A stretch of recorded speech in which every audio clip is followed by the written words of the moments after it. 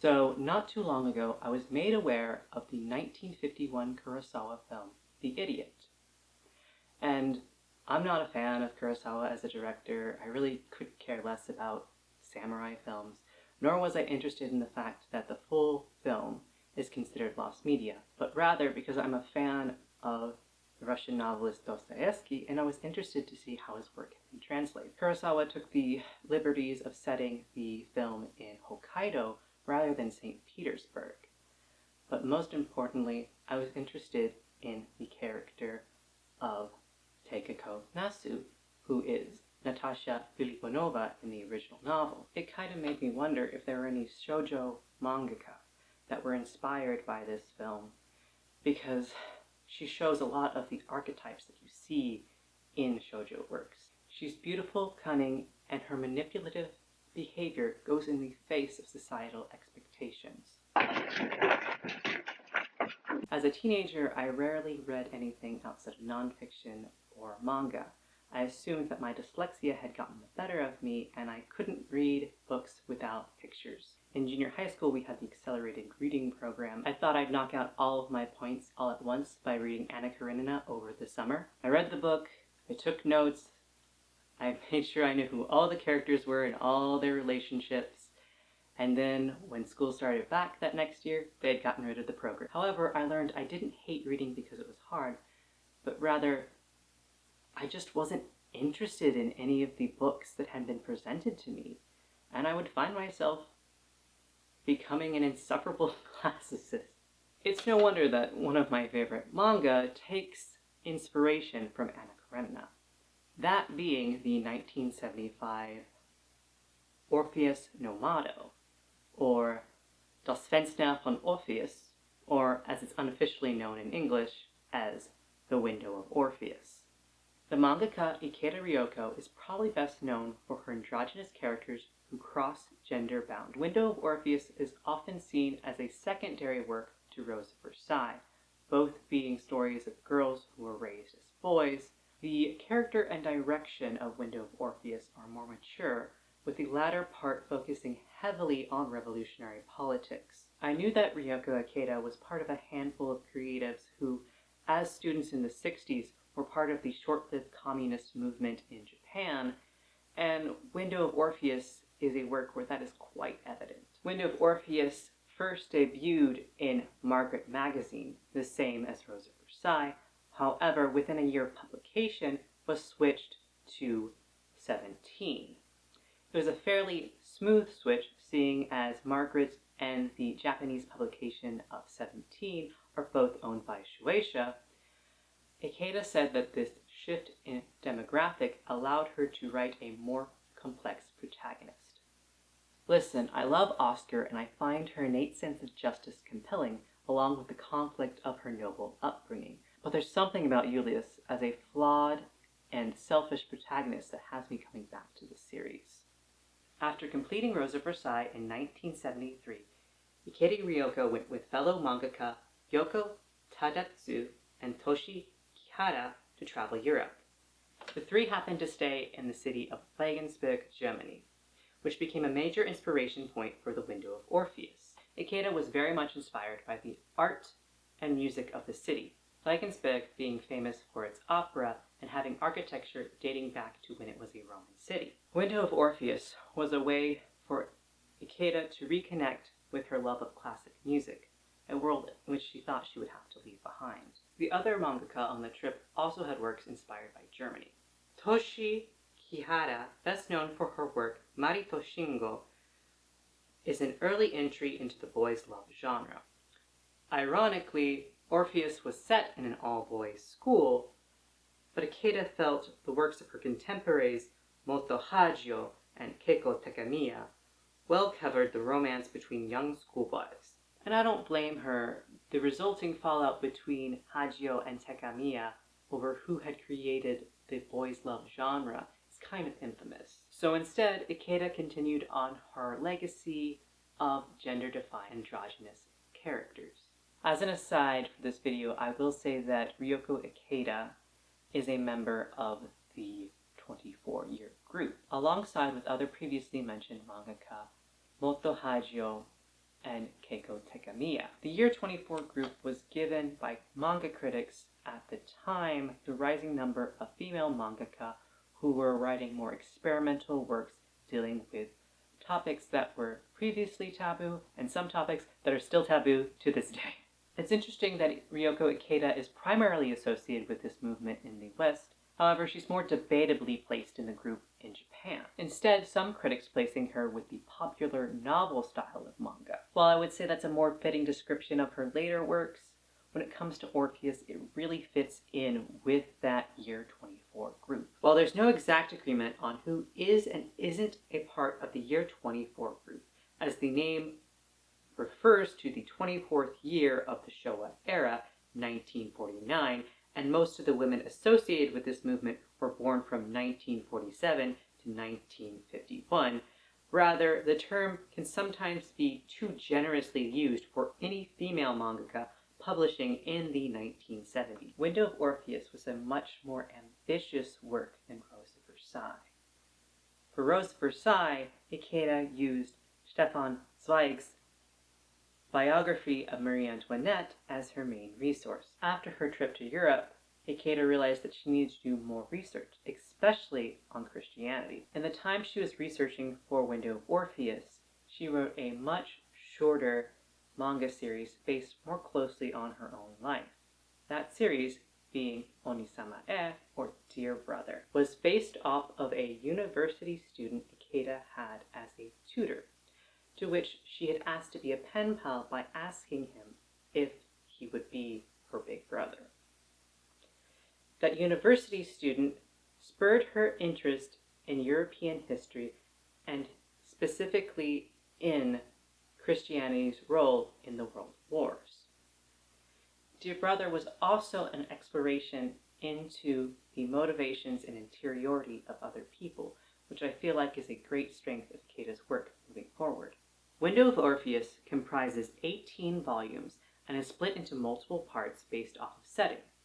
Part 1 takes place in Regensburg, Germany from the years 1903 to 1905 and is published in volumes 1 through 7. Part 1 is what I'll primarily be covering in this video. In the next video, I will be covering Part 2, which takes place in Vienna from the years 1907 to 1920, which was published in volumes 8, 9, and 10. In the last part of this series, I will be covering Part 3, which takes place in Russia, primarily in St. Petersburg, and covers the years 1893 and 1917. And it's volumes 11 through 17. Volume 18, which is sometimes referred to as Part 4, or the epilogue, is a return to Germany, ending in the year 1923. Window of Orpheus is much longer than Rose of Versailles. I have the Shueisha Girls Room mix for both series, and Rose of Versailles is about as long as parts 1 and 2 put together. The entirety of Window of Orpheus is almost twice the page number of Rose of Versailles. And I get there are longer manga out there, even within 70s shoujo. You have the gag style Patarigo, which maxes out at 100 volumes. And published the same year, you have From Eroica with Love at 39 volumes, and the ever on hiatus Glass Mask at 49 volumes. I feel what makes Window of Orpheus different is how dense it is. There are a lot of characters and plots that are interconnected.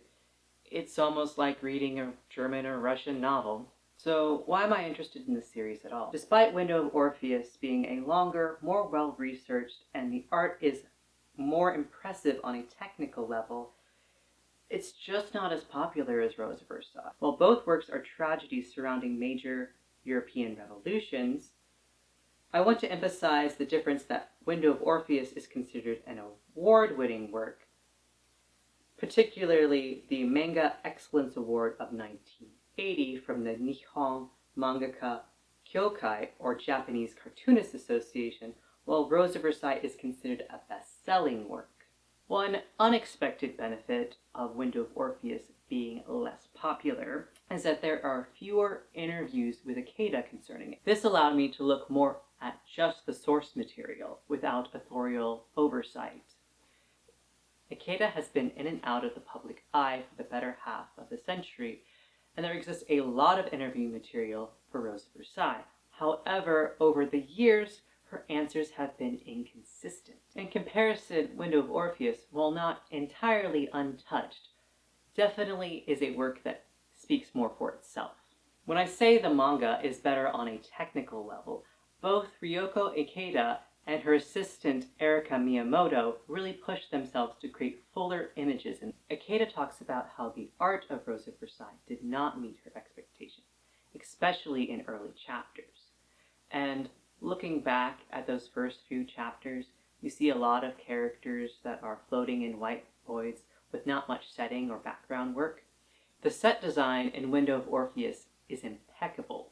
The places in which the characters inhabit add so much mood and drama to the story. As someone who's been to Regensburg myself, you can really tell that Ikeda has been there and she took a lot of reference material on that trip. The marketability of this series is in an odd place. Well, I, as somebody who likes German and Russian literature, art, and music, especially that leading up to the mid-20th century, I don't think the average Japanese teenager would be interested in a series if you told them it was a combination of Berlin Alexanderplatz and Dr. Zhivago. While in my last video I did talk about a Japanese subculture that was interested in at least German folk costumes, while the average Japanese teenager in the 1970s would have more interest in English and French influence on their media, with things that were more lighthearted and romantic. While there would have been some older readers at the time of publication, the majority of those picking up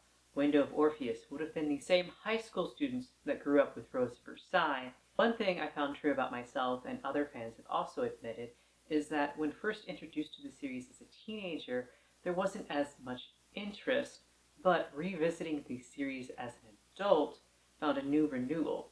And I think Window of Orpheus suffers a little from not entirely knowing its audience. There isn't a lot of merchandise out there for Window of Orpheus.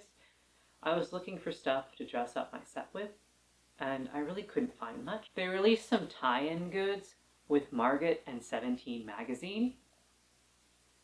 I was able to find this scarf, which was a tie-in with a Scotch whiskey brand.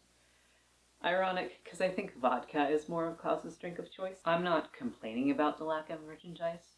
I'm just surprised that also Dear Brother, despite having a TV anime, also doesn't have a lot of merchandise. Margaret Magazine did release some clear files that had Nanako and Julius and 2 different versions of Oscar on them. But I'd love to say the political messaging of Window of Orpheus would rub up against the idea of making merchandise for it.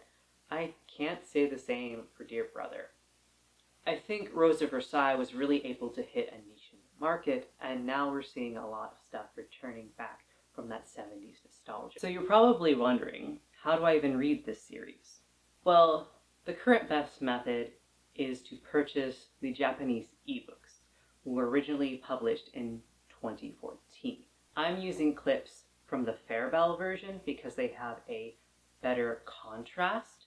However, the Comax version has clearer text. That being said, you have to make compromises, as even with the Fairbell version, the halftones are dithered or of a lower quality of the original or even the 2003 reprint.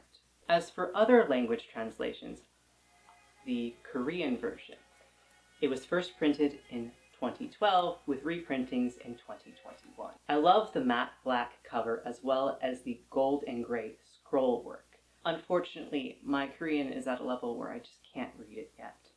I then found the European Spanish version, which was first published in 2008. These volumes are much thicker as the whole story has been condensed into 13 volumes. I feel that the way that the chapters were reallocated was very insightful, as every volume still ends on a cliffhanger. The publisher, Glennet España, is a subsidiary of the French publishing house Glennet Editions, which publishes a lot of French translations of Motohachio's work.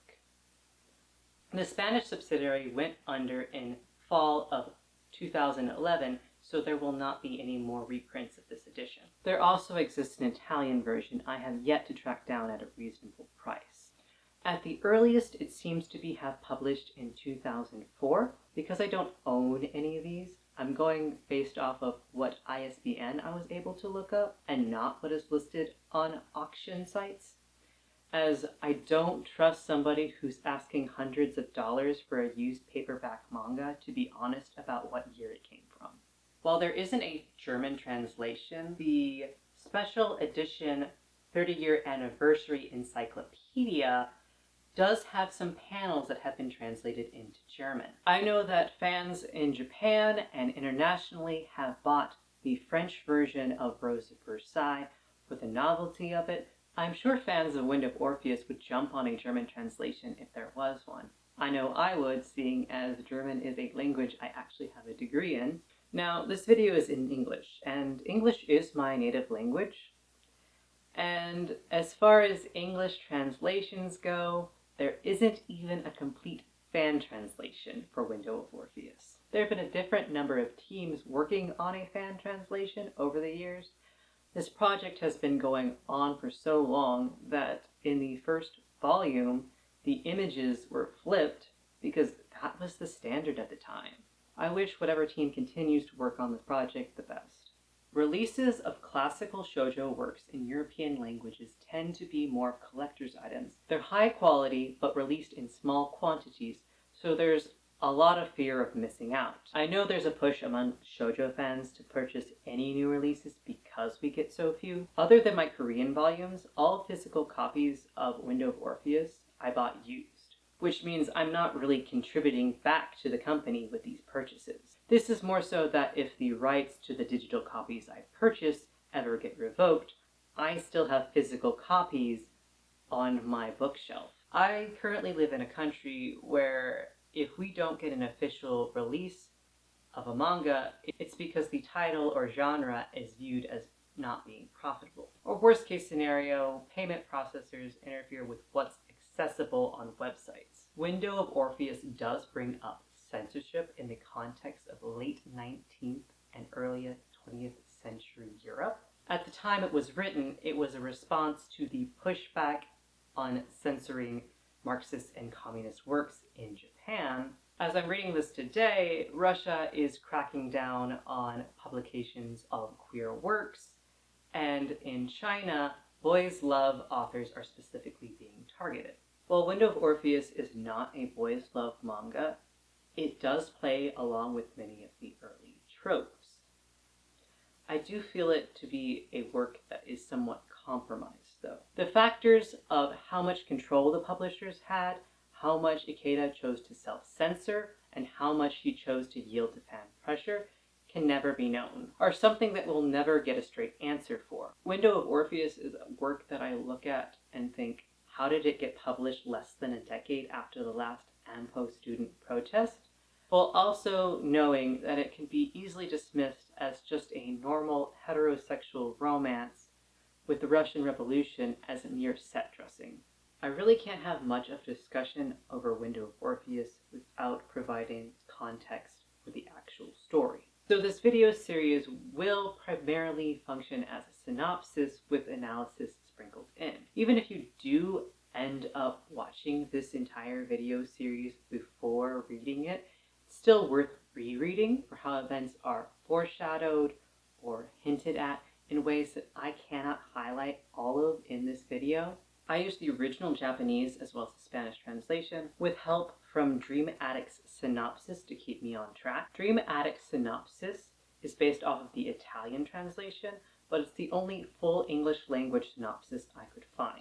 There are a few errors in the synopsis, although I was accessing an archived version from 2011. I know I was able to access the site as late as 2018. That saying, if there were any corrections made between then, they're lost to time. Spoilers ahead for Windows Orpheus. I will also be making comparisons to other works by Riyoko Ikeda, including Rose of Versailles, Dear Brother, and Claudine. Be making reference to contemporary works So, minor spoilers for Moto Hagio's Heart of Thomas, as well as the 1979 anime Mobile Suit Gundam. It'll make sense when I get to it. Even though this is a manga intended for an older teen audience, it still contains a lot of heavy subject matter that isn't found in modern or even contemporary shoujo works outside of the year 24 group. I also do have to list several content warnings.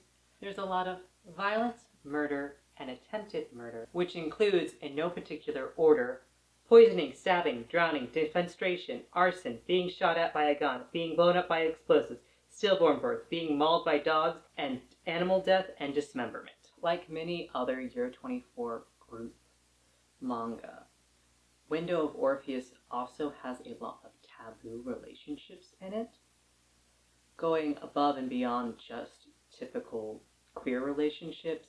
You also have relationships between people who are related, even if not by blood, or you have characters that use their age, social status, or economic power to hold influence over their partner. There are depictions of intimate violence and relationships where consent isn't given or is given dubiously, seeing as what is depicted isn't in great detail, as this is still a manga for 17-year-olds.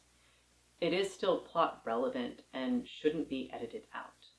Well, I don't really know how YouTube censorship works. I'm glad that I am not monetizing this video, so I don't have to deal with whatever a corporation tells me to say. It's hard to know what words are actually being censored because so often people voluntarily self-censor. I'm not intentionally trying to downplay anything, but my word choice is something that I am reckoning with as I'm dealing with I can't say a term that I might think best fits. I don't know how these automated systems work. And then again, it could say, you said Orpheus and Bolshevik too much, and we think those are bad words, even though to a human they don't sound bad. It took me years to deal with a lot of the violent acts depicted in Window of Orpheus, and which ones I felt were constructive to the story and which ones I could deal without has changed over the years. One thing I will say is that I don't see Riyoko Ikeda's work as a glorification of women's suffering. Many of her works are tragedies and people do suffer, but what I find thought-provoking, and this is very much true for Window of Orpheus, you have characters suffering because of their own hubris, you have characters harmed despite being innocent, you have others that suffer long past the error of their ways, and to the point it's no longer a punishment but a cruel joke, and yet others commit terrible actions and walk away with them with what you can only hope is guilt. The story of part 1 is rather tight for a serialized manga, and I believe the time and work put into Dear Brother led to this development in Ikeda's writing. There are so many little quips and hints dropped by the characters that build onto the story, so naturally this made it difficult for me to synopsize. So the legend of the Window of Orpheus goes, if a boy peers down at a girl through the window, that their love will end in tragedy, much like the Greek myth of Orpheus and Eurydice. So what do? They turn this 400-year-old building into an all-boys school. I guess to mitigate the tragedy as a regular occurrence if boys are just looking at each other through the window. The Window of Orpheus itself is fictional, but it's based off of a number of real-world things in the town of Regensburg. First off, the name Orpheus comes from the hotel and restaurant Orphée, which is French for Orpheus. Secondly, the important window in the town of Regensburg is the window that Goethe peered out from when he was staying at the Weißer Lamm guest house in Regensburg. And lastly, and most often cited, is the Turn and Taxi Tower for the physical basis of the tower the Window of Orpheus is in. However, no such window in that tower exists. The two characters that we are first introduced through the framing of this window are Isaac Gotthilf Weisheit and Julius Leonhard von Allensmeyer. The two are both transfer students but come from very different backgrounds.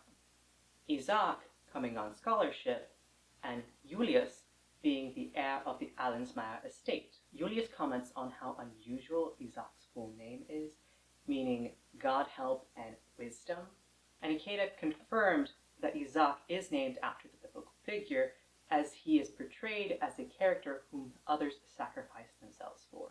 Ironically, Weisheit is a more common last name than Allensmeyer. In the Spanish and Italian versions, the name is translated as Allensmeyer with an L. However, this is not a real German last name. The 30th anniversary encyclopedia had German and Austrian contributors, and the names are more correct and what I'm following. However, there are still some characters who don't have official Romanized names, and I'm doing my best to translate the katakana to what they would be in German, seeing as some of the Spanish and Italian translations are not as correct. At the start of Volume 1, Professor Erman wirklich? Really?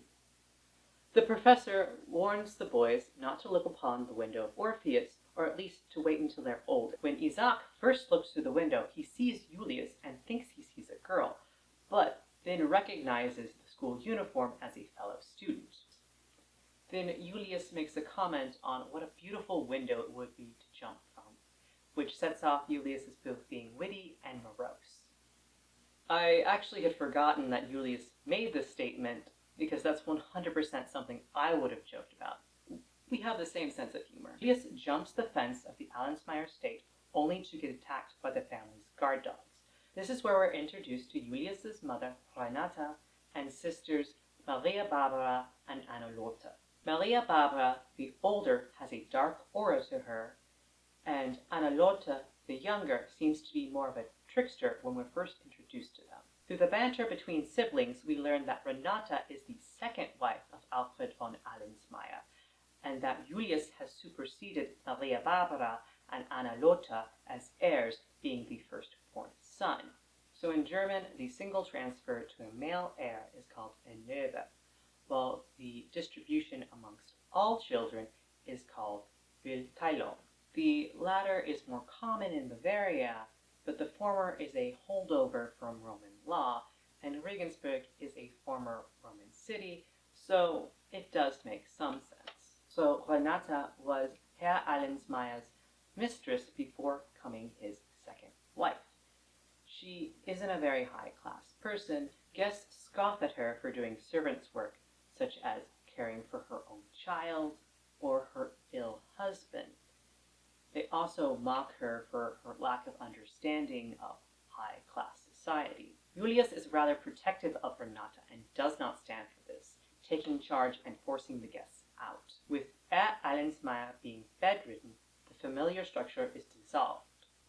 This gives Julius more run of the house than a normal teenager, while also giving the two adult daughters more freedom as well. At school, Julius insults fellow student Moritz von Kittenberg by not recognizing him, despite the fact that their family businesses are interconnected. Isaac then trips on an older student, Klaus Sommerschmidt, and the boys start fighting. Julius steps in to protect Isaac, and Klaus is unable to keep up with how nimble Julius is. Eventually, Professor Wirklich steps in to stop the boys from fighting by pouring water on them. Isaac and Klaus go to warm themselves by the fire, but Julius refuses. There are some lampshading of BL tropes, in part by Klaus, from assuming that Isaac must be sleeping with the professor in order to get the attention he does, rather than being legitimately talented. Klaus also picks up on Isaac's interest in Julius by mock hitting on him, and he does this right in front of a priest, all juxtaposed to the image of Saint Sebastian, the namesake to the school, who is often portrayed in a modern context as homoerotic desire. Klaus has a lot of moments where his intent is ambiguous, whether he's joking or really flirting with boys, often giving and receiving pet names and asking boys if they want to come up to his room for drinks. Returning home sopping wet, Julius's mother is terrified of Julius's rough behavior. She calls for their personal physician, Dr. Jan, immediately. The reason why Julius's mother acts so extremely is that they are hiding the fact that Julius is a girl. It was her mother's decision to raise her as a boy, and their doctor is the only other person informed on this. I will be using she/her pronouns for Julius, as the major consensus amongst fans is the use of feminine language to refer to Julius. But Julius's gender is even more conflicting than Oscar's. Characters in Part 1, regardless if they know Julius's secret or not, refer to Julius as a boy, but Julius's own internal dialogue tends to go back and forth. So to say Julius is just a girl raised to be a boy, and her gender is purely the product of external forces, would be inconsistent with the text. Gertrude, the family maid, is very much juxtaposed to moments we see Julius being portrayed as a girl. Julius will be ruminating on her gender, and then Gertrude will show up within a few panels. Gertrude has an infatuation with Julius, but Julius does not seem to recognize her feelings. At school the next day, Julius looks up to see Klaus in the window of Orpheus and asks him if he even believes in the legend. He does not. Julius goes on to ask Isaac what would happen if two boys saw the same girl through the window of Orpheus, and Isaac suggests that only the first boy matters.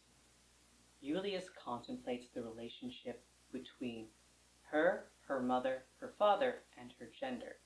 There's a visual theme comparing Julius and her mother to Madonna and Child, as Julius sees her mother as blameless. Julius also wishes her father dead so she didn't have to keep up with her mother's plans.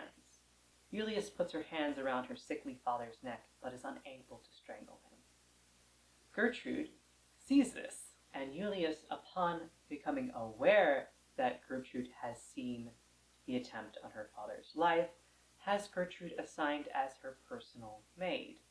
This is made under the guise that it is known that somebody is improperly dosing Herr Allensmeyer's medication.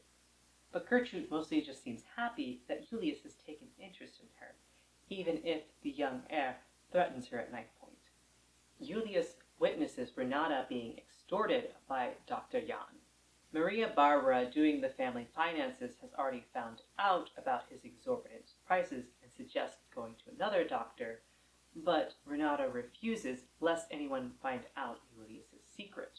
It is revealed that Renata was the one mismanaging Herr Allensmeyer's medication, with the plan being that she could pay back Dr. Jan once they had Julius's inheritance. However, Dr. Jan's plans were to marry Renata after the death of Herr Allensmeyer to have quicker access to those funds without the hindrance of relying on Renata to pay him out. Julius lets go of inhibitions and joins a snowball fight among fellow students. It's all fun and games until Moritz puts a rock in one of the snowballs and it hits Isaac. Julius later sees Klaus being very attentive to Isaac's wounds. Julius is jealous of Isaac, both for his seemingly natural talents, but also of the attention he receives from Klaus. Julius storms off to the window of Orpheus, and while waiting on its ledge, it breaks. Professor Wirklich catches Julius, but there's definitely something off, some hesitation. Julius also notices a particular coin around Wirklich's neck, a Georgsthaler, similar to one that Julius's mother has. Dr. Jan tries to force himself on Julius's mother, but Julius intervenes, threatening him with a fireplace stoker. Julius then comforts her mother, saying that if her father's health is to improve, then she will tell him the truth, meaning that they won't have to deal with Dr. Yang anymore, as he will have no more dirt to blackmail them with.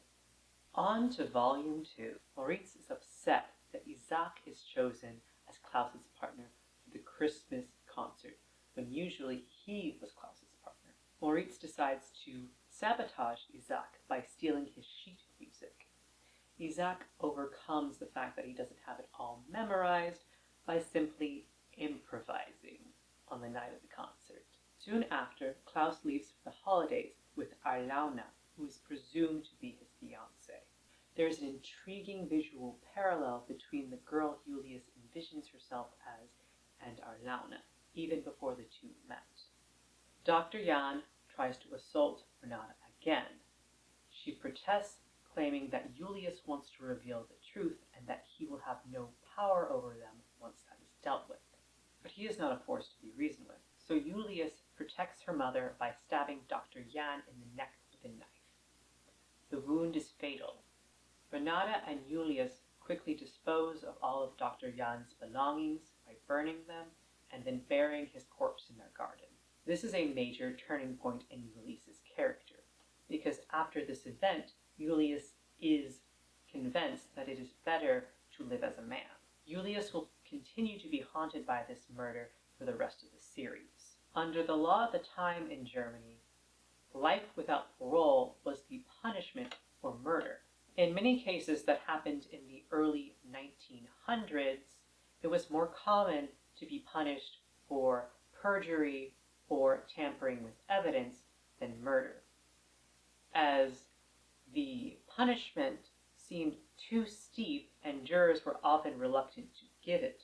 So it was more beneficial to lie or be deceitful than to be honest. So readers may look at Julius's action and see it as defensive. Renata is correct in assuming that covering up the evidence is the best course of action, even if it weighs heavy on Julius having yet another secret to hide. Julius does seek out Isaac's company shortly after the murder, as he is a calming presence. Julius does not bring anything up to Isaac. However, his younger sister, Friederike, does nonchalantly comment on the bloodstains on Julius's coat. Julius is suspicious of Anna Lotta's servant Jakob knowing of the murder, as he somehow was able to return the knife used in the incident to Julius's desk. Klaus shows up at Julius's window one night and he is wounded.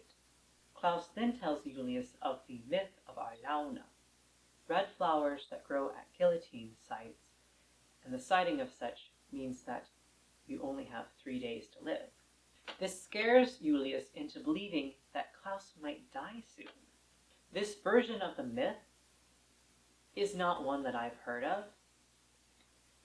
Arlauna is the German word for mandrake. The version of the myth that I am more familiar with is the mandrakes would grow at the last admissions of hanged men, and that witches would collect the roots of the mandrake plants in order to procreate and make children that were unable to feel love.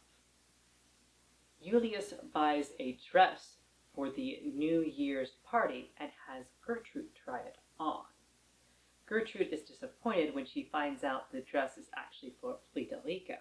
I don't think Julius was doing this for interest in Friederike specifically, but more so as a kind gesture, as Isaac and Friederike are not as well off, but Julius still wants them to feel welcome at the party, even though the party turns out to be a complete mess. There is tension between Renata and Maria Barbara over Professor Wirklich.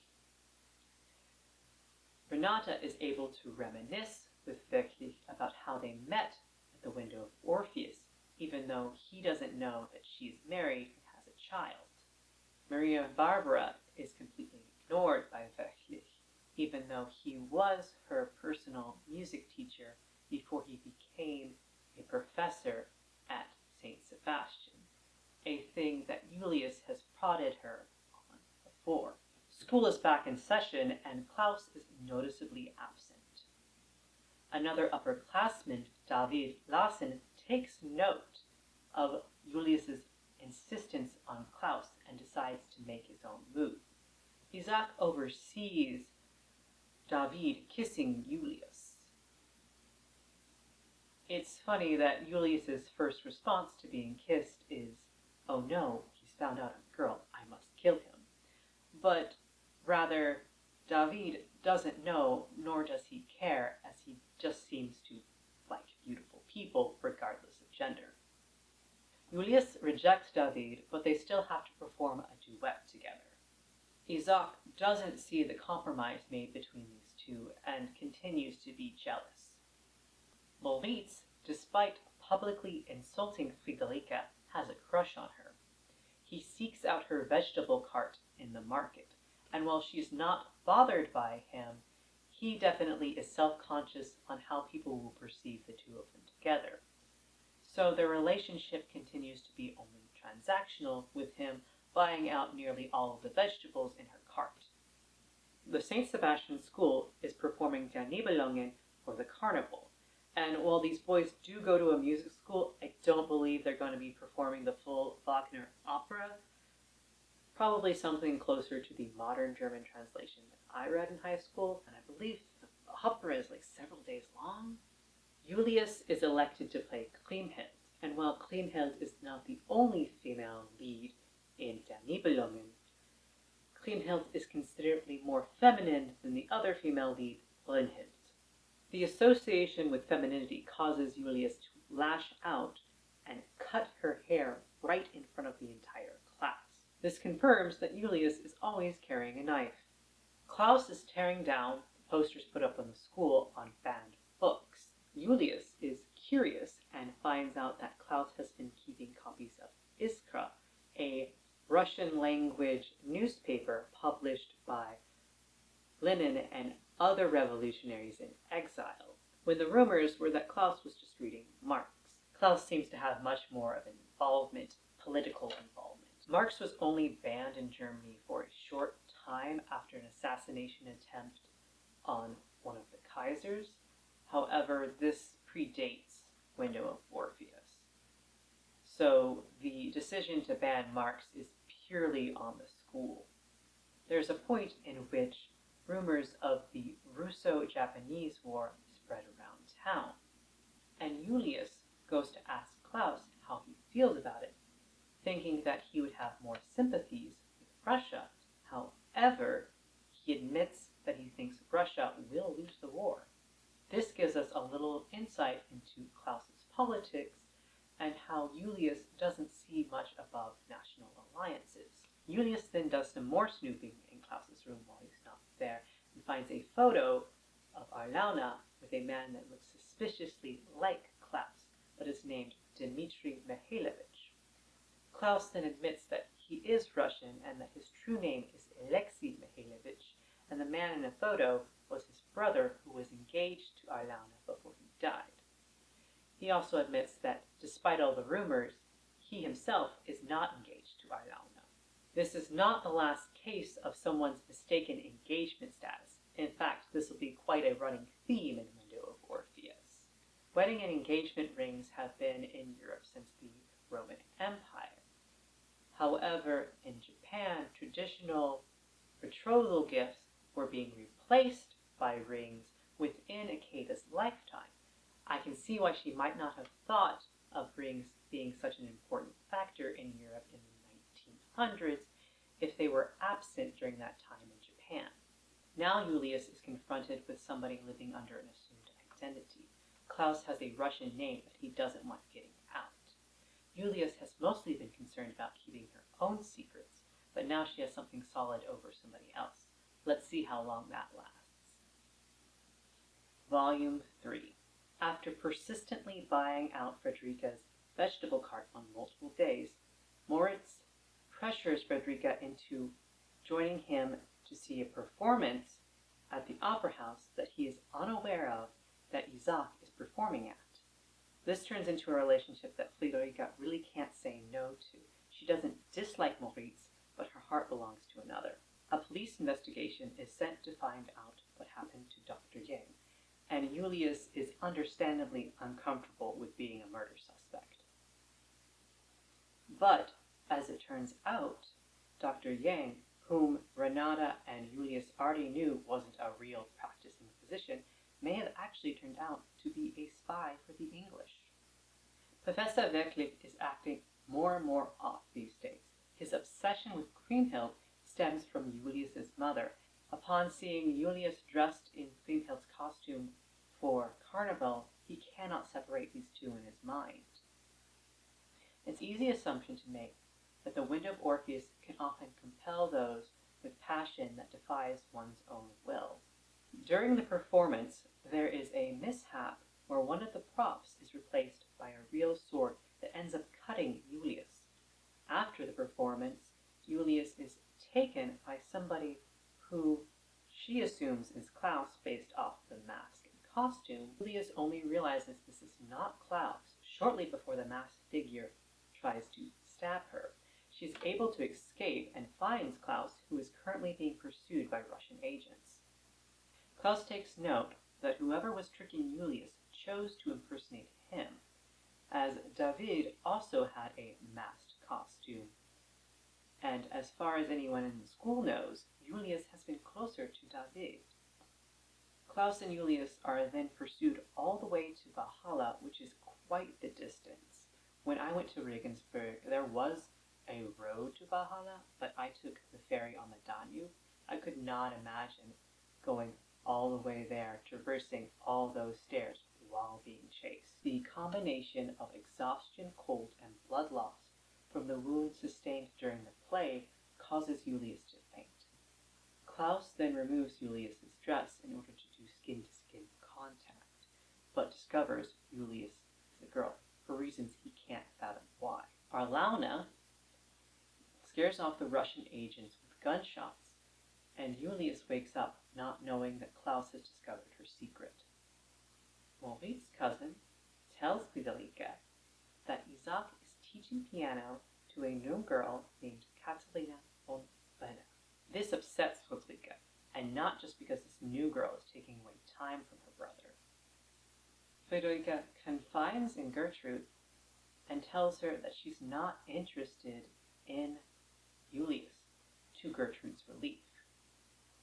Friederike admits that she is not a blood relative of Isaac's, that his parents took her in shortly before they passed on, and that she's always had a bit of a crush on him, although she's never told him. Isaac sees David kissing the wound on Julius's wrist.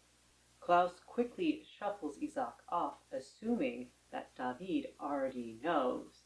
He tells Isaac that Julius is really a girl, which is really bold for somebody himself who's living under a secret identity. Isaac finds out his sister is dating Maurice, and she blurts out that she loves Maurice because she can't quite bring herself to admit that she's in love with her own brother. Isaac then forbids her from seeing Maurice. Herr Allensmeyer finally succumbs to his illness, although the act of someone possibly tampering with malicious intent is not out of the question. Julius is given a key to the vault to the Allensmeyer inheritance, but is only allowed to open it once she turns 18. Volume 4. The investigation on Herr Allensmeyer's death is suspended as the autopsy came back with no foul play. However, this doesn't deter the determination of the investigator, who still seeks to find something out about the Allensmeyer family. To get back at Isaac for being chosen for the Easter concert, Maurice has his family harass Friederike. The Kittenbergs have enough power in order to get Friederike fired from her job at the market. Friederike meets Catalina von Brenner, and Catalina offers to help the girl as she sees her as rather sickly, but Friederike is so upset that she runs away without telling Catalina her name. Friederike is eventually able to get a job at a pub, but it is hard work on her already poor health. Maria Barbara is jealous of what she perceives as a growing relationship between Renata and Professor Wirklich.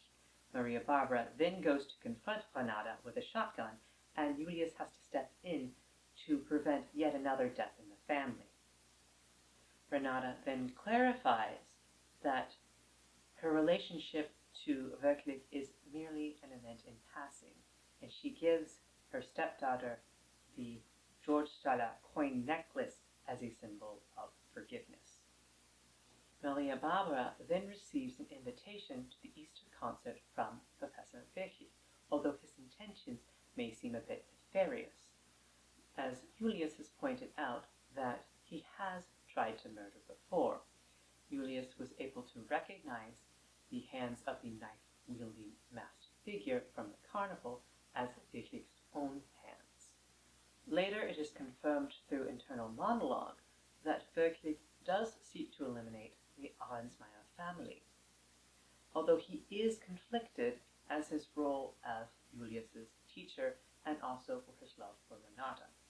Wirklich was unaware of Renata's status as Herr Allensmeyer's mistress and later wife, despite the fact that we are given information that Renata was pregnant with Julius when Wirklich saw her through the window of Orpheus.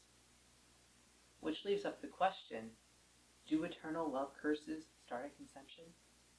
Frau Kittenberg attempts to bribe the St. Sebastian School Council into replacing Isaac with Moritz for the Easter concert. Wirklich defends his decision, which ends up with the Kittenbergs barring the school from using the opera house for the concert. Isaac and Klaus push for an outdoor concert instead, and on the day of the concert, the Kittenbergs interfere by claiming that the concert doesn't have a permit to be outside. Julius goes and just strangles Frau Kittenberg until Moritz says that her interference isn't helping him at all. Klaus lets on to Julius that her secret is safe without disclosing anything. Julius fears, though, that the relationship will not last if Klaus truly knows.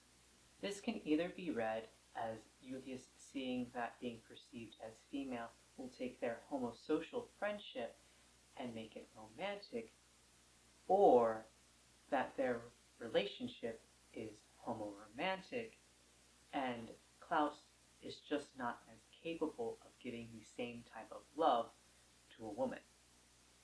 The Kittenbergs continue to try to break Isaac down. He has his scholarship to St. Sebastian revoked, only to be offered a study opportunity in Vienna. Sadly, he turns down this opportunity in order to take care of his ailing sister. Julius is glad that Isaac is staying in Regensburg, but Isaac is still holding on that the window of Orpheus is what's truly keeping them together. Maria Barbara is suspicious of their servant Jakob and has an investigation sent in for him, only to find out that he is indeed the son of the Boehringer butler. The Boehringer family, a now extinct, once rival family to the Allensmeyers, and there are still rumors out there that there is one Boehringer son still out there. Notice also came back that two other family members of the Allensmeyers had put in requests for investigation on Jakob.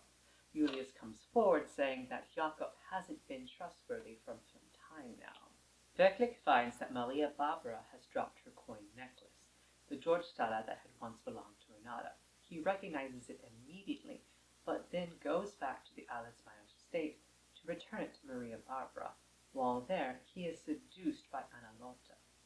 Anna Lotte had been flirting with him for a long time, but now she seeks to anger her sister. We're getting to see more of Anna Lotte's true colors, that she is not just a trickster or a bully, but a truly terrible, conniving woman. Despite Moritz's continued attempts to break down the Weisheits, Friederike will not go back to him. She says that if he gets her fired from her current job, she would consider sex work before going back to him. During the summer, Isaac gets a gig playing piano at a local pub. After losing his scholarship, he really is in need of money. He has a great time and he grows out his hair, but upon returning to the school year, Julius disapproves as he smells of tobacco and alcohol and is around a lot of poor people. At the beginning of the school year, Klaus is noticeably ignoring Julius, instead choosing to be more friendly with the new batch of students, including one blonde boy who resembles Julius. In a way, this is calling back to the relationship of Thomas and Erich in Heart of Thomas. A very early trope in BL is how boys were seen as temporary and replaceable, and Klaus is very much using that as a way to avoid heartbreak, even though he is breaking Julius's Julius ends up taking comfort in David, envious of his stoicism, while Julius is an emotional mess at this time. Julius asks David if he's ever had interest in a girl, and David admits that he used to play piano before a girl he liked died, and the grief stricken him so hard that he had trouble moving his fingers in a manner that he could continue to play piano, and had to switch to becoming a string major. I would not see this as David switching sides after tragically losing one girl he loved. He does show interest in other female characters later on, but rather a direct answer to Julius's question concerning the relationship between gender and love. Klaus receives a letter from our Launa saying that due to an unforeseen event, he is needed to escort a comrade.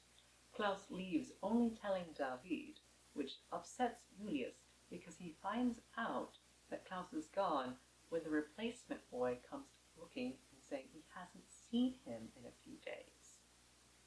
Volume 5. A body is found in the Danube, and Julius is terrified that it might be Klaus's.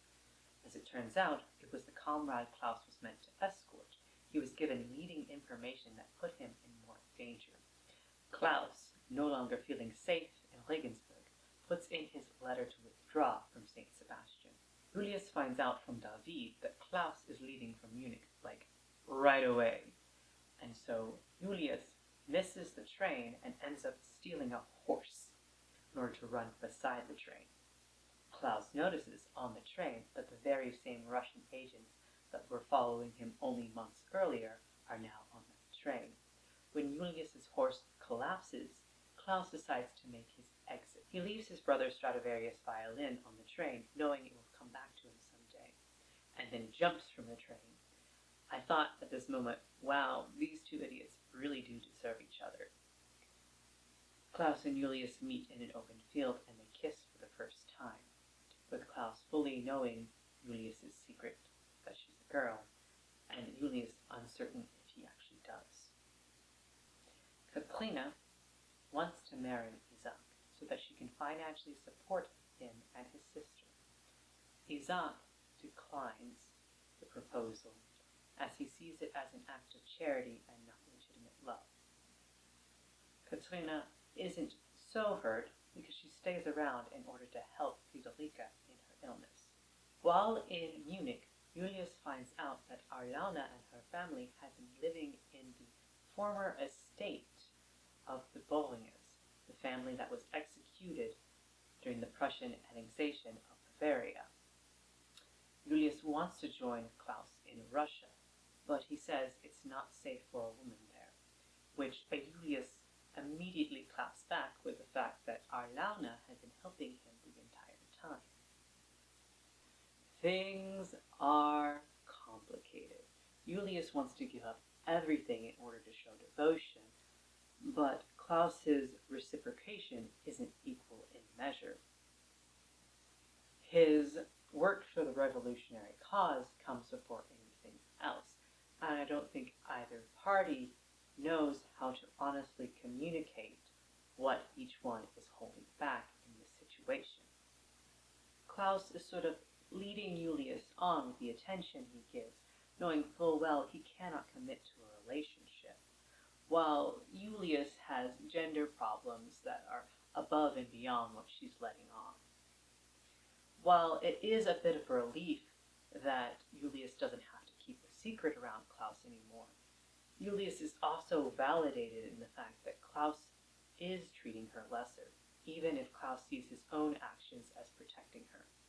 Klaus possibly drugs Julius's tea so that she sleeps through the morning, allowing him and Arlauna to leave without Julius even knowing. Before Julius leaves to go back to Regensburg, she sees a portrait of a woman and child that has a striking resemblance to that of Wirklich.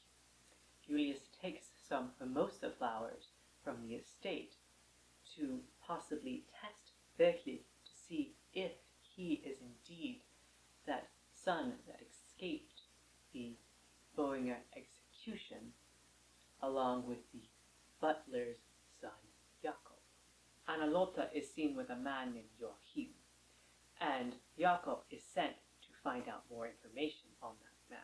Julius follows suit, stalking a man who is stalking a man, only to find Joachim dead in his own apartment. Lotta dramatically mourns his death, projecting on the status of a lover, but we as readers know that this man is actually Lotta's brother. Julius is shot by the inspector while snooping around the crime scene. Julius calls out for Klaus, who is probably in St. Petersburg by now. Julius eventually makes her way to Isaac's house, where she finds Gertrude, who is taking care of Frederica. Gertrude calls for Frederica's doctor, who is able to help Julius, but casually mentions how terrible it is for a girl to have scars from a bullet wound. Gertrude, perplexed by the statement, goes to check on Julius's chest, only for the confirmation that she is female. I am surprised it took Gertrude this long to find out, seeing as she was, for at least some time, Julius's personal servant, but I will give her credit in that she was quickly able to devise the ruse of inheritance, where Klaus has no idea why Julius is this way. I guess he just never brought it up. Gertrude continues to care for Julius's wounds in the days to come, her mind still swimming with thoughts, as she very much is in love with Julius. One day, she discovered a vial of mercury in Julius's room, and when confronted, Julius admitted that she uses the vapors for voice-deepening purposes. Julius has always been self-conscious about the more feminine aspects of herself, such as her appearance or her voice. This confirms that she's not just bothered on a social level, but on a personal level to take action as this. And Gertrude is reasonably concerned because mercury is a very harmful chemical to the body. As quickly as Gertrude has to come to terms with the fact that she's in love with a woman, she's confronted with the fact that Julius might be something much worse. Unfortunately, she doesn't get much time to think on that, because in the morning it is revealed that Gertrude has been mauled to death by the Maya guard dogs. Maria Barbara finally gets to use her shotgun on the offending animals.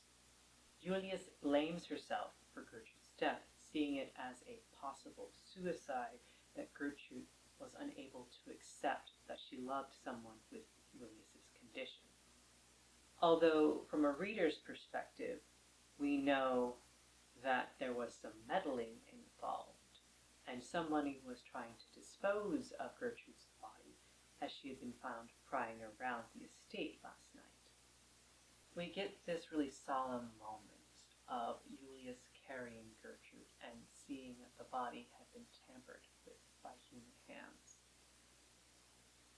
Julius does have this masculine urge to protect the women closest to her, and regardless if you see Julius's interest in Gertrude as romantic in return, Julius did very much care for her and regretted not letting her know that in her life.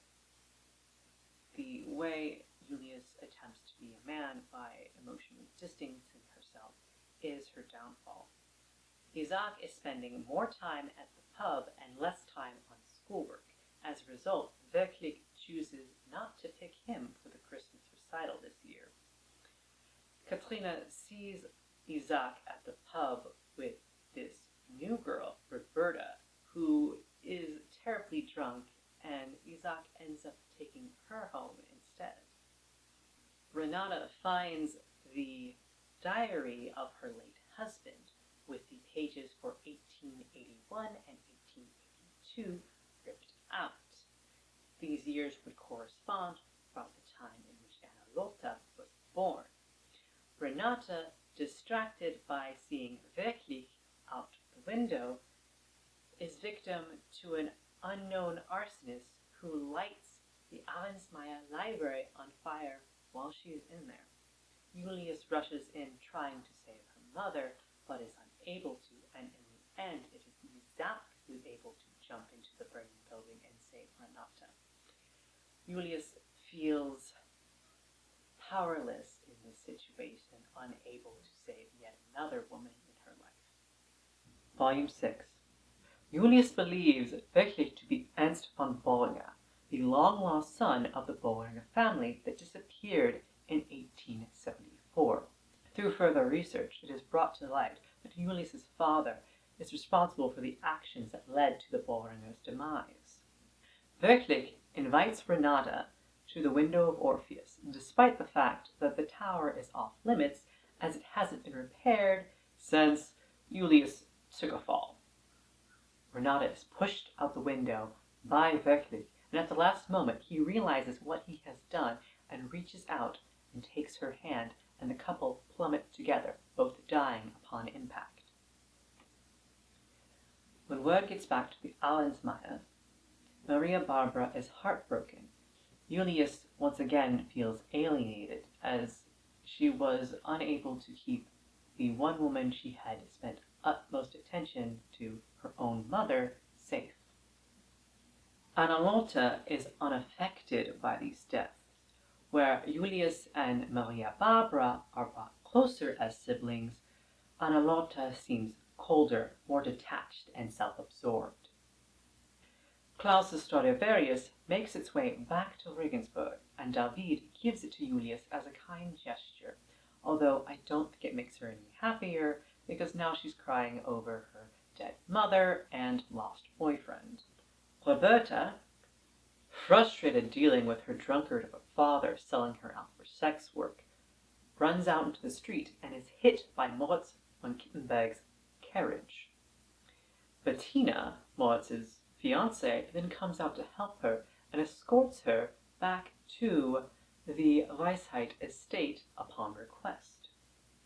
Bettina is unaware of the ongoing spat between Moritz and Isaac. While at the Weisheits, Moritz confronts Friederike, who goes out and follows him into the snow, only making her illness worse. Eventually, she comes back and Isaac is able to play piano for her one last time before she passes on. Moritz actually feels deep remorse for what he's put that family through. He goes through with his marriage to Bettina, but he ends up dropping out of St. Sebastian's School. The upcoming carnival has Julius spiraling. She hears about mass slaughter happening in Russia, and she fears for Klaus. Isaac finds the real sword used in last year's carnival play in the office of the headmaster Heinz Frensdorf. We know that Wirklich had it out for Julius and the Allensmeyers, but there may be another threat still in St. Sebastian's School. Maria Barbara is taking it out on herself to deal with the family's increasingly worse financial situation, leading her to sell off many of the family's assets to the Kittenbergs. While out, Maria Barbara's carriage wheel slips off, causing the entire carriage to capsize, seriously injuring her. Anna-Lotte then puts her older sister on bed rest, doing so slipping her little bits of poison. She's never going to get any better, is she? Julius is jealous of the attention Isaac is giving Roberta, but Isaac reassures Julius is the one he truly loves. The two kiss in the bushes behind the school, and a younger student sees them. Isaac tries to explain to him that it's just a kiss between friends, but before he can do that, David has already gotten to the boy, and he is kissing him. The student presumably has his gay awakening. Anna-Lotte receives a gift from an anonymous admirer, a beautiful necklace for the carnival party. But it ends up disastrous when it is accused of being a fake. What she doesn't know is that she was gifted a real necklace, but it was her servant Jakob who switched it out for a fake. Because the real necklace was stolen from the Bohringer family, and this saves her from criminal charges at the expense of the social faux pas of wearing a counterfeit necklace.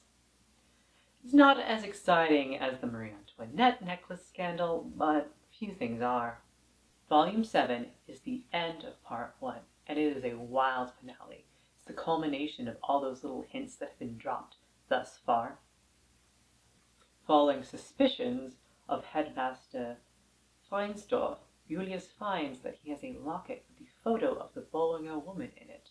Once cornered, the headmaster admits that the woman in the photo is Eleonora Bollinger, and that she was his daughter and the mother of the late Ernst Bollinger, who we knew as Hermann Wirklich. The headmaster admits that he raised Wirklich along with Jakob after the Bollingers were slain. He finds deep remorse in the fact that he raised them with the intention to get back at the Allensmeyer family, only for those two boys to fall in love with members of the family. Furthermore, the headmaster also admits to killing Joachim, as he was an accomplice to Anna-Lotte. He also loosened the wheel on Maria Barbara's carriage and sent the Bollinger necklace to Anna-Lotte as well. In a final act of possible guilt or desperation, the headmaster ingests poison right in front of Julius with the intention of making it look like Julius possibly could have killed him. However, the poison isn't nearly as effective as originally thought, and the headmaster is still alive when the investigator arrives. He interrogates him enough to admit to the killing of Joachim and nothing more. This still leaves the deaths of Dr. Jahn, Herr Allensmeyer, and Gertrude on the head of Julius. Now, with all these questions being answered and asked at the same time, I have to throw my own into the hat, which is, who's going to take care of the headmaster's dog, the little black dachshund, during the carnival play? Julius kisses Isaac, but only thinks of Klaus, which causes her to act up and disrupt the whole play.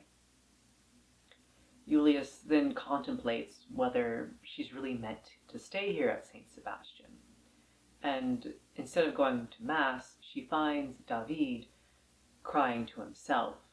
This is David's last semester at St. Sebastian before he graduates and moves to Vienna, and David is really introspective at this time in a way that Julius doesn't quite understand, but Julius takes it as a sign that she needs to withdraw from St. Sebastian. Shortly thereafter, Isaac goes to the Allensmeyer estate and runs into Anna-Lotte, where he accidentally slips up and refers to Julius in the feminine. In the original Japanese, he says kanejo instead of kana when referring to Julius. In the Spanish, he uses the feminine form of to say goodbye, saludar, instead of saludado. While slipping up like this once isn't enough to make a note, Anna-Lotte in the past has referred to Julius as a girl in order to infuriate Julius. While looking for Klaus's Russian address, Julius finds information about Joachim, as his last name is Schwarzkoppen, which is next to Sommerschmidt, even though Julius knows that Klaus's Russian last name is Mihailov. This discovery is cut short by Anna-Lotte barging in, as she doesn't want anyone knowing about her family relations. Remember that Joachim is actually her brother. Julius is warned that Maria Barbara is close to death. But one night, Julius witnesses Anna-Lotte trying to kill her. Caught in the act, Anna-Lotte must confess. Anna-Lotte just wanted the inheritance all to herself, and her plan was to kill both of her siblings, which ended up with a lot of collateral damage. She admits to ripping out the pages of Herr Allensmeyer's diary with the years corresponding to her birth, lighting the library on fire, slowly poisoning her sister in the same manner that she killed Herr Allensmeyer. Meaning, maybe not, Renata's misuse of medications even mattered at all. Anna-Lotte admits that she's a child of affair that her mother had with Colonel Maximilian Schwarzkoppen, the same father of Joachim, meaning that she is only a half-sister to Maria Barbara and of no relation at all to Julius. Anna-Lotte then reveals the significance of the Arnsmeyer vault, as Herr Alfred von Arnsmeyer was a spy for the Russian Tsar, and that the execution of the Boehringer family was orchestrated in order to gain favor with the Tsar, and that the vault supposedly is filled with the reward for such a slaughter. Lastly, Anna-Lotte admits to killing Gertrude, who was just snooping around one night and got in her way. At the end of each part, we get this sort of closure where one character finds out later that someone did really have mutual feelings for them. And in this case, it's a bit of a weight off of Julius's chest, at least metaphorically, in knowing that Gertrude did not take her own life due to her conflicted feelings about Julius, and that Julius now feels that her body and what she's done to her body is not considered unlovable. While Anna-Lotte tells all of this, the two are sitting down having cups of tea. What each other doesn't know is that they both poisoned their tea. However, the poison that Julius has brought to the table, which Julius has procured presumably from the same place as the mercury, is a lot more potent, and Anna-Lotte succumbs to her own folly, being poisoned by Julius. The last we see of Anna-Lotte is her choking as Julius leaves the estate. Julius then goes to stop by Isaac one last time, and to tell him of her plans to leave for St. Petersburg, as there's nothing left for her in Regensburg. And there's nothing left in Regensburg for Isaac either, as his sister Friederike has died, and now Julius is leaving as well. He originally said that Friederike was his reasoning for not going to Vienna, but the two both really know what it was. Julius admits that she hated lying to him and that she really does love him, but they must leave, and so they share one last bittersweet kiss before saying goodbye. So if you're familiar with the works of mangaka Osamu Tezuka, you'd know something of his star system, which is a way of him having recurring characters throughout his works, as if they were actors being typecast in roles. Ikeda Riyoko does not have a star system, however she does use visual cues to connect certain characters throughout her works. One infamous example is the bracelet that Rei Asuka wears, also being worn by Andre and Julius. In an interview, Ikeda talks about how she reused hairstyles from Rose of Versailles in Dear Brother in order to denote archetypes. Oscar and Rei are both the women in men's clothing. Marie Antoinette and Fukiko Ichinomiya are both the young queen and the queen. Madame Elisabeth and Mariko are both the femme fatale, and Rosalie and Nanako are both the lovely young girl. Now I'm going to be applying these archetypes to characters from each part of Window of Orpheus. I'm going to tweak the categories just a little bit. First off, the category of women in men's clothing, I'm going to change to handsome androgynous beauty. This will help with some of Ikeda's later characters, such as our boy Claude, but there definitely are some characters within Window of Orpheus that'll fit this better, broader definition. Obviously, for part 1, we have Julius as the handsome androgynous beauty. Julius shares many of the same mannerisms as Oscar and Rei, and once she grows her hair out, she's indistinguishable from the two. There isn't much I haven't already said about Julius, so 10 out of 10, great archetype, we need more of these guys. I'm going to combine the categories of young queen and queen because even Ikeda uses the same two characters in her example. The new name of the category will be the young old queen. I'm going to use Renata as my example. not only because she is the only female character who is portrayed as being both young and old, but also because of her mannerisms. Despite her low-class upbringing, she has the grace and attitude of a queen. Next category is the femme fatale. And while I think Jean is more fitting of the femme fatale of Rose of Versailles rather than the manga-only character of Elisabeth, I think Ikeda was thinking recency bias with this one. As for the femme fatale of part 1 of Window of Orpheus, visual cues would point to Maria Barbara with her long dark hair and aura. However, I am going to place Anna Lotta as the femme fatale. She owns it. She is the enchantress. She is willing to kill anyone who gets in her way and burn her own empire around her. Lastly is the lovely young girl archetype. It's Frederica. You cannot look at her and not say that she's adorable. She's 3 apples tall and 10 pounds soaking wet, which is not good for the fluorosis. It's sad to see as we get further on in Ikeda's work, we see fewer and fewer of these young girls portrayed. Mostly because Ikeda wants her work to grow with her audience, but also there's a distinct stylistic change and her work is no longer as cutesy. As we wrap up, I'd like to get a little bit more into individual character arcs and how they are handled in the context of the story as a whole. I feel that part 1 did a pretty good job keeping up with all of its characters, but as we progress throughout the series, there's a lot more characters and it gets a lot more complicated. If I leave out any characters, they were either too small of a role or they're going to appear in a later part, and thus their character arcs are not complete.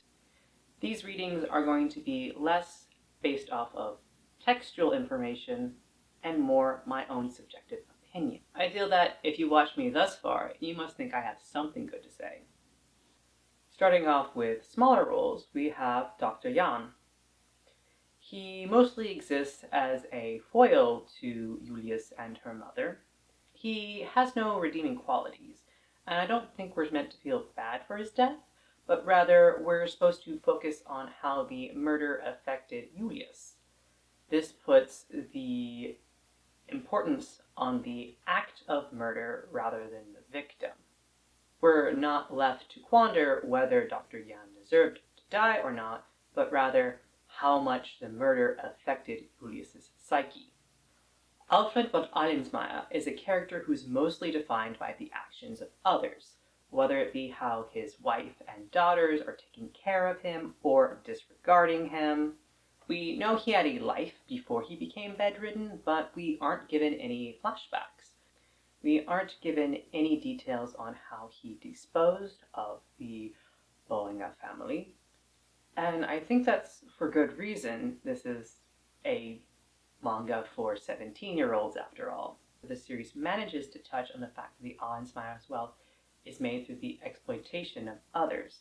Even though there isn't a deep exploration of that, it's still present. Jakob, Anna Lotta's devoted servant.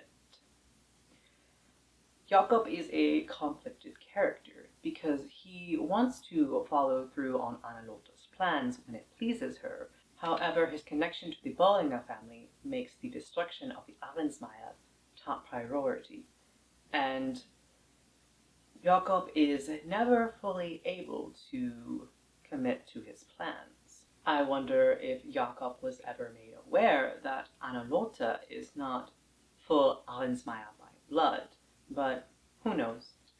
While we're on the topic, we can talk about the dynamic of the sisters Maria Barbara and Anna Lotta. Maria Barbara is sort of a red herring at first, and we're meant to believe that she is a cruel, dark force in the family, when in actuality she was the one member who wasn't trying to kill Herr Allensmeyer. I do not think these sisters were ever terribly close, although the events of part 1 definitely drove a stake between the two. While Maria Barbara seems to care more about the family business, learning and growing and becoming financially responsible, Anna Lotta is tempted by the frivolity of the looming inheritance.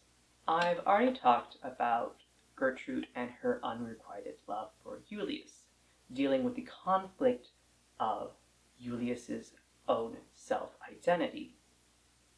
If you're looking for a version where at least these two lovers do end up, even for a short while, I'd look to Ikeda's other work, Claudine, with the character of Claude and the maid Maura. While their romance is short-lived, torn apart by Claude's mother seeing the relationship as too scandalous. I've said this prior, but I really feel that Renata and Verklich's death is the defining turning point for when Maria Barbara and Anna-Lotta switch, and Anna-Lotta is defined as the aggravator of the Arnsmeyer family. This puts Julius in a place where she was raised a boy by her mother to spite her father, and yet now Renata no longer holds that malice. And even after Renata's death, Julius continues to live on as a boy. I think that at some point,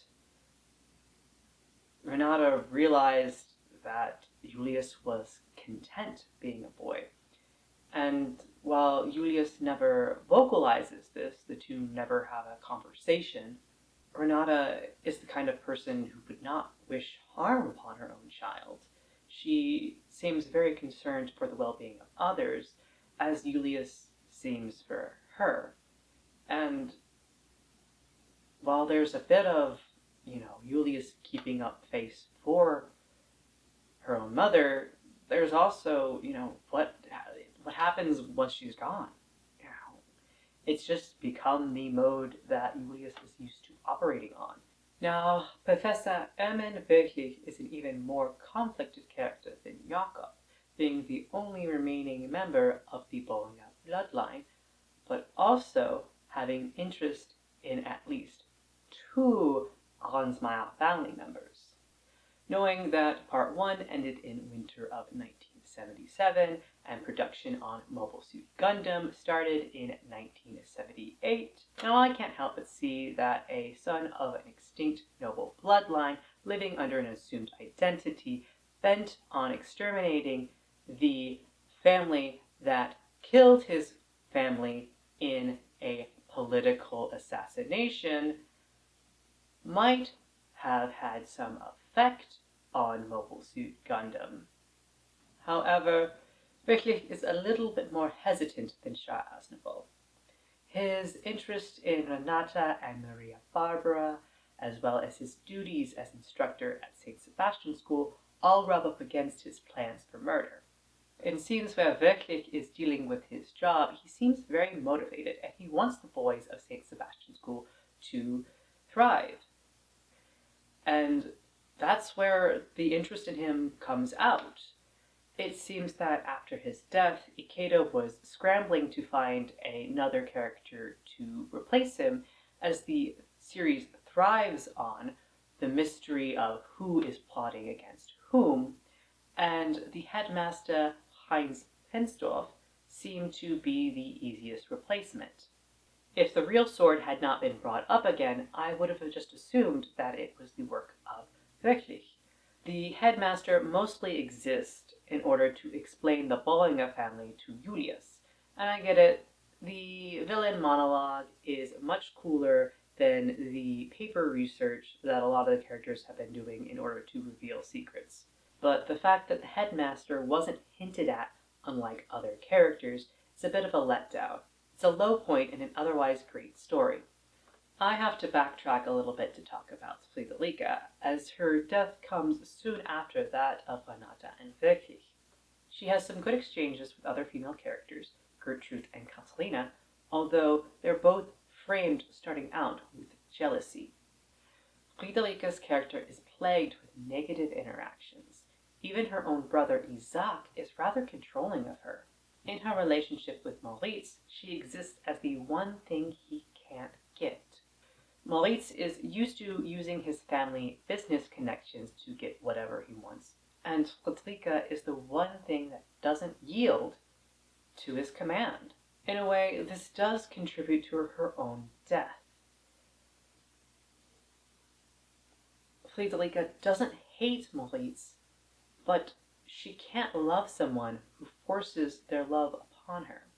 Friederike's relationship to Isaac is interesting, and while there are some fans of them as a romantic pairing, the more popular pairing involving Isaac is with Klaus. Friederike seems very devoted to him, but Isaac will only ever see her as his sister.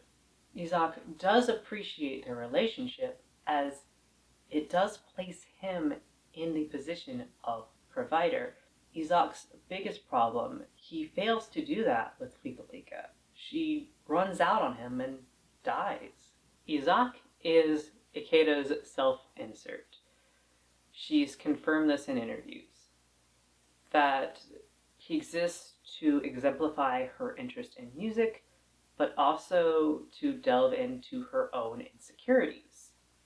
Isaac is rather effeminate in comparison to other male characters, and even in comparison to Julius.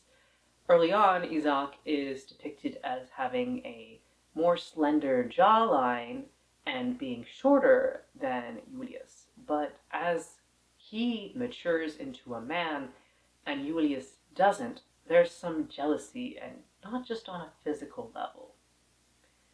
We get to see a lot more of Isaac's character mature in part 2, as he is the main focus of that part. But near the end of part 1 is where we get to explore the relationship between Julius and Isaac, once Klaus is out of the picture. To bring back Anna Karenina, Isaac is the Levin and Klaus is the Vronsky. Isaac is more level-headed and wants to be seen as the provider, where Klaus is hot-headed and just sort of trailing off from that noble life. Klaus is more bombastic and arrogant and dashingly handsome, and you're willing to forgive him for that. When I was first reading the European Spanish version, I was a little off-put by the way Klaus spoke, and I was wondering if it was just me misinterpreting the Spanish, as I'm more used to Latin American Spanish. But upon reading the original Japanese, I was once again confronted by his arrogance. Where Julius and Isaac use the boku pronoun for themselves, which is a little gender neutral but mostly just humble, Klaus uses ore, and he speaks in a very pompous and curt way in Japanese. Klaus's arrogance plays into how he pushes people off. His commitment issues stems from his fear of losing the people closest to him, as Klaus really hasn't yet unpacked the death of his brother. I'll talk a little bit more about Arlauna and David Lawson in later parts as they become more important to the plot, but I thought I'd note that David is a character who describes his attraction being gender irrelevant, being the only character to really state anything about his sexuality in part 1. I find him quite compelling. And while there's a reading of this that sees every other character as being just your normal, straight, heterosexual, I'm not going to limit myself to that reading. Julius's internal conflict reflects back much on societal expectations, whether it be for 1970s Japan, early 20th century Germany, or just any sort of modern gendered conflict. Simply being a straight woman would be some logical leap for Julius, but that just doesn't play out. The conflict that Julius goes through, that once the boys she likes recognize her as a girl, there's no longer that sense of equality. They don't love her as a person in the same way. And the main thing about Julius is that regardless of what gender Julius wants to be. Julius wants to be loved as an equal. This is much the same as Oscar. However, I feel that the main theme of Rose of Versailles is that Oscar, being raised as a boy, coming with the knowledge and skill and social status, is downplayed by people who want to reduce Oscar to her biology. This isn't the same for Julius. Most of the cast looks at Julius as a boy with only some suspicions otherwise. Julius isn't having to prove herself as a man so much as dealing with an internal conflict. Julius has to fight with herself or himself or themselves. I've been sort of tiptoeing around the transgender reading of Julius, as Ikeda has written a work about a transgender man. Claudine was published during the original run of Window of Orpheus. The inspiration for Claudine came from a case study that Ikeda read from a child in France who was born female but was adamant about being a boy. I can see Ikeda reading this and thinking that it was more of a unique one-off experience rather than something more universal. And yeah, there will always be a greater cisgender audience. Many of the cross-dressing and gender-bending works out there are made by them for them. They work because this level of hetero desire. Many people want to see the thing they find attractive in the opposite gender in themselves, and vice versa. Julius, Oscar, Rei, and Kaoru function as this way for girls to see the things they find cool in men and boys in someone a little closer to themselves. And yet, queer readings persist. I often look at Ikeda Ryoko's work the way one would look at any historical figure that defied gender and sexual norms of the time. I find myself defaulting to the academic term queer, but it's not all-encompassing because it comes with its own historical baggage. That being said, knowing the exact terms used during every time and place is difficult, partly due to the limitation of language and censorship, but also because these historical figures may not have ever publicly wanted to be associated with the language of their time and place. People may choose not to identify with the language of their current time and place due to either a societal push to avoid antagonism by the general populace, or the fact that the terminology that exists and its connotative value isn't what lines up with how they see themselves. Julius is a character that exhibits this sort of concealment of identity, hiding one's true self. Isaac and Klaus act as outlets for Julius's diametrically opposed view of herself. With Isaac, she wants to be strong and domineering, despite Isaac's gentle nature as a boy. But with Klaus, she becomes submissive and dependent, smitten with his love. But in the end, Julius is just a teenager, and teenagers tend to lack the cognitive ability to have these deep introspective thoughts. Oftentimes, the barriers we place on ourselves as teenagers are self-imposed, coming from a warped view of what society's expectations upon us really are. The great thing about Window of Orpheus is that we do get to see these characters grow and change. We get to see them reflect upon their teenage years, but that's for another video.